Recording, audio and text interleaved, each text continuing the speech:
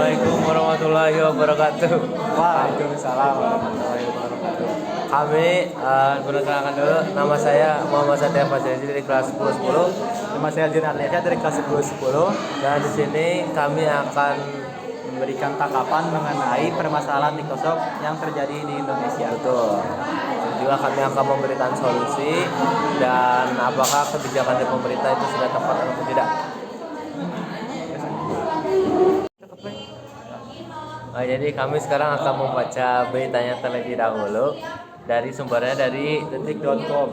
Nah, Jadi menurut sumber Detik.com, TikTok Shop resmi ditutup pada Rabu 4 Oktober 2023 pukul 17.00 WIB. Penutupan TikTok Shop bukan tanpa alasan. Platform video musik asal Tiongkok itu ditutup terkait masalah perizinan. Menteri Koperasi dan Usaha Kecil dan Menengah Teten Matsuki mengatakan TikTok Shop itu tidak memiliki izin berdagang bagi e-commerce. Ia mengungkapkan TikTok Shop hanya memiliki izin kantor perwakilan perusahaan perdagangan asing, di mana izin usaha e-commerce telah tertuang dalam Peraturan Menteri Perdagangan Nomor 31 Tahun 2023 tentang perizinan berusaha, periklanan, pembinaan, dan pengawasan pelaku usaha dalam perdagangan melalui sistem elektronik. selanjutnya saya membacakan syarat izin menjadi e-commerce. Permendag 31 tahun 2023 mengatur definisi media sosial, social commerce, dan e-commerce atau loka pasar. Pemilik e-commerce disebut penyelenggara perdagangan melalui sistem elektronik atau PPMSE sebagai pelaku usaha penyedia sarana komunikasi elektronik untuk transaksi perdagangan. Pemerintah telah mengatur perizinan untuk beralih menjadi e-commerce sejalan munculnya larangan media sosial menjadi e-commerce. Aturan tersebut berlaku bagi pelaku usaha dalam negeri maupun luar negeri. Pelaku usaha wajib memiliki perizinan berusaha dalam melakukan kegiatan usaha di sektor perdagangan sesuai dengan peraturan perundang-undangan mengenai penyelenggaraan perizinan berusaha berbasis risiko. Aturan pada pasal 3 ayat 1. Pelaku usaha wajib memperoleh perizinan berusaha pada masing-masing sektor sesuai ketentuan peraturan perundang-undangan mengenai penyelenggaraan perizinan berusaha berbasis risiko. Pemilik e-commerce harus mengatur izin sebagai pelaku usaha di bidang PPMSE dengan mengajukan permohonan kepada Menteri melalui lembaga OSS.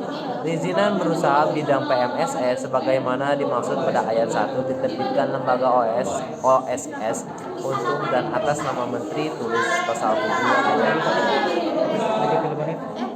Aturan Permendag 31 2023 juga mengatur e-commerce yang menyediakan lapak untuk pedagang luar negeri. Pada pasal 5 diatur syarat yang harus dipenuhi PPSME jika menyediakan sarana bagi pedagang luar negeri. Oke, itu adalah mengenai syarat izin menjadi e-commerce. Jadi tanggapan kami mengenai TikTok Shop Indonesia pertama itu mengenai pro-nya terlebih dahulu.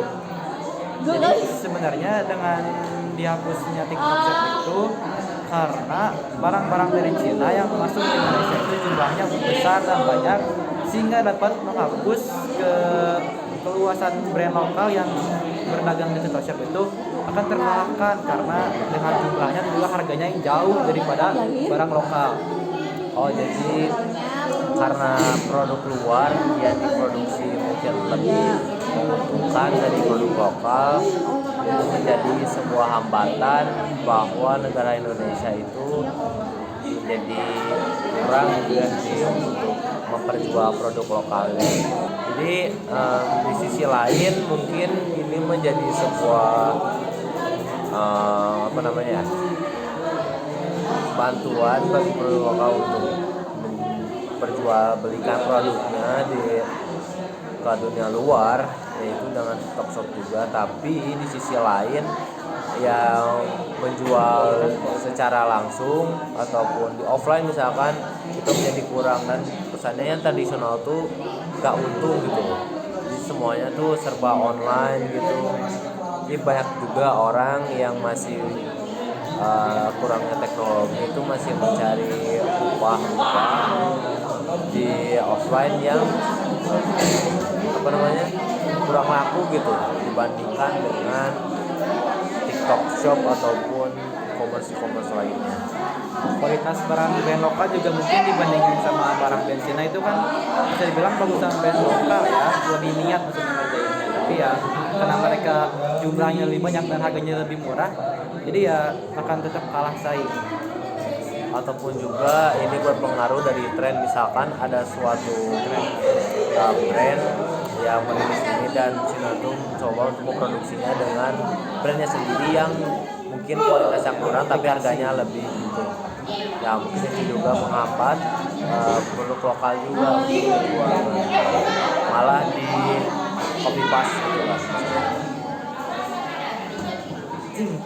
Oke, sekarang tanggapan aku yang kedua, Yaitu mengenai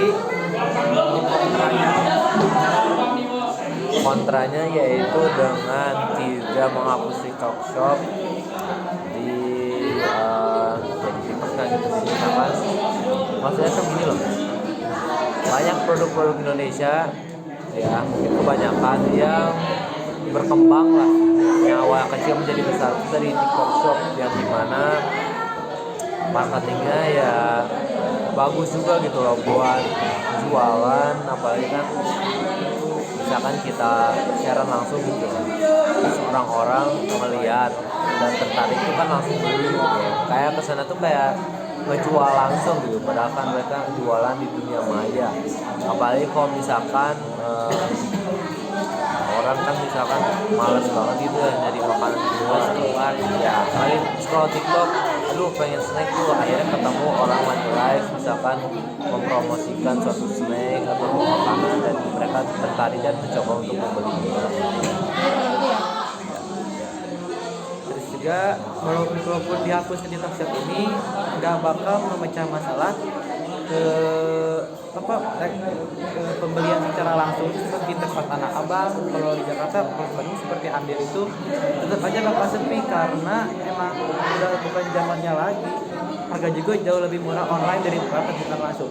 Memang lebih bonusnya beli langsung itu bisa langsung memegang atau langsung mencari ukuran, kita langsung tahu pas atau enggaknya. Tapi ya tetap aja bakal kelas saing sama online. Jadi hapus TikTok Shop itu gak ngaruh karena masih ada e-commerce lain yang seperti Shopee, Tokopedia, yang kayak gitu juga masih akan tetap merajalela di Indonesia sekarang. Jadi inti dari segala inti bagi yang jualan-jualannya masih ketinggalan oleh wawasan teknologi ataupun berkembangnya teknologi, mungkin memang harus terpaksa harus mengalami penurunan gitu dari konsumen, dari pembeli gitu kan. Jadi kita harus mau gak mau belajar sendiri untuk mengaplikasikan atau beradaptasi dengan hal yang baru ya, seperti masuk ke e-commerce seperti Shopee, Tokopedia ataupun ikut ke TikTok Shop.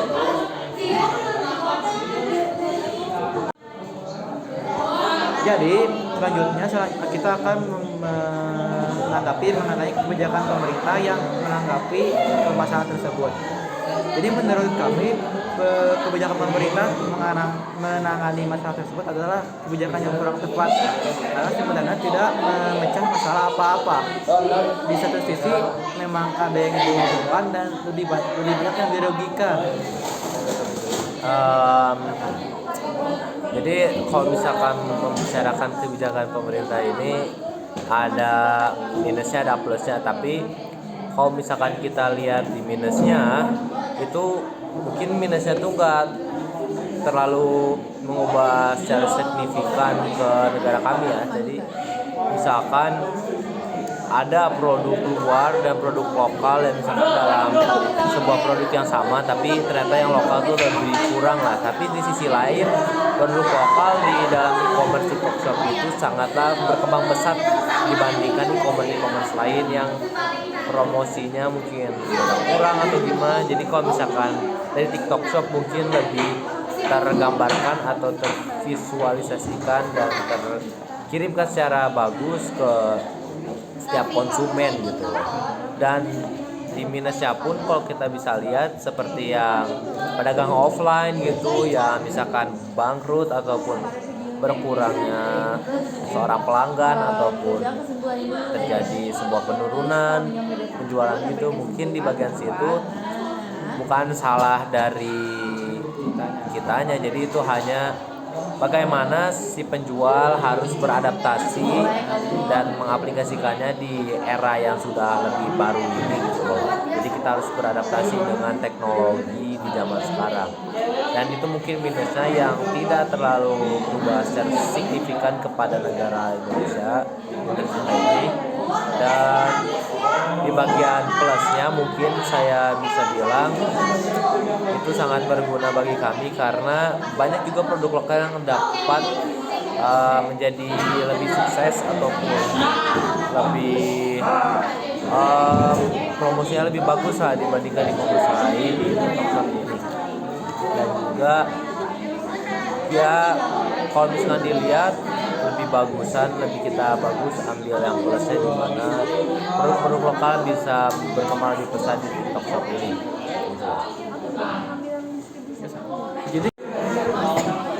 Jadi yang terakhir sedikit akan membahas solusinya. Solusi terbaik pemerintah yang dapat dilakukan yaitu dengan memberi aturan atau regulasi kepada TikTok Shop dengan baik, bukan malah menghapus seperti ini. Karena pada akhirnya yang dirugikan bakal lebih banyak, apalagi orang yang berdagang di TikTok Shop pada saat ini. Iya, memang pada awalnya yang salah itu dari perusahaannya di mana mencomot ataupun menaruh sebuah platform tanpa izin yang jelas gitu yang diberikan kepada mereka. Jadi mereka tidak menaati peraturannya dengan sepenuhnya. Jadi mereka mau gak mau harus dihapus dari negara kami ini. Dan mungkin solusinya juga adalah perusahaannya juga harus menaati peraturan yang diberikan oleh negara kami itu dengan lebih serius gitu. Dan juga ya mau gimana lagi gitu kan, kalau misalkan aplikasinya sudah membawa pengaruh banyak kepada masyarakat Indonesia ataupun negara Indonesia, tapi ya kalau misalkan di sisi lain kalau misalkan si perusahaan tidak menaati peraturan ya memang harus dihapus gitu, kalau tidak menaati peraturan dari awal. Mungkin itu sekian dari kami tentang tanggapan dan juga solusi dan apakah kebijakan pemerintah sudah tepat atau tidak kepada TikTok Shop ini. Saya Muhammad Satria Fasilizi, Saya Biasa. pamit undur diri. Assalamualaikum Assalamualaikum warahmatullahi wabarakatuh.